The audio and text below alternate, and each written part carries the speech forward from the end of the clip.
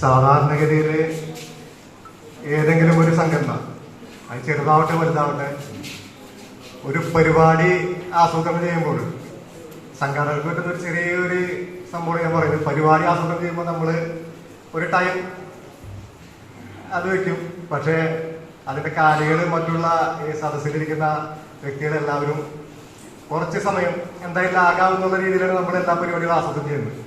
അതുപോലെ തന്നെയാണ് 2:30 നമ്മൾ ഈ പരിപാടി ആസൂത്രണം ചെയ്തത്. പക്ഷേ നമ്മളെ അതിഥികളൊക്കെ കൃത്യമായിട്ട് ആ സമയം പാലിച്ചെത്തി സദസ്സിന് മാത്രമാണ് സാധിക്കുന്നത്. അതുകൊണ്ട് തന്നെ കുറച്ച് സദസ്സ് ഇപ്പൊ ഈ പരിപാടിയുടെ ഭാഗമായിട്ടുള്ള സംഭവത്തിൽ ഇപ്പൊ ഈ വിദ്യാഭ്യാസ അവാർഡ് മറ്റുള്ള കാര്യങ്ങൾ ഏറ്റെടുക്കാനുള്ള കുട്ടികൾ, അനുഭവത്തിന് വേണ്ടിയിട്ടുള്ള കുട്ടികൾ, അവരൊക്കെ കുറച്ച് ആളുകൾ കുറവാണ്.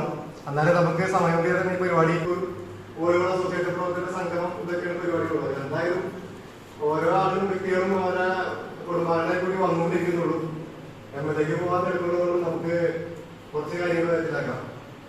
ചാരിറ്റബിൾ ട്രസ്റ്റ് വോളിബോൾ അസോസിയേഷൻ 40 കാലത്തെ വർഷം പാരമ്പര്യമുള്ള ഒരു സ്പോർട്സ് സംഘടനയാണ് നമ്മളെ ഈ എൽത്തുരുത്ത് മേഖലയിൽ. കുറേയധികം നല്ല രീതിയിൽ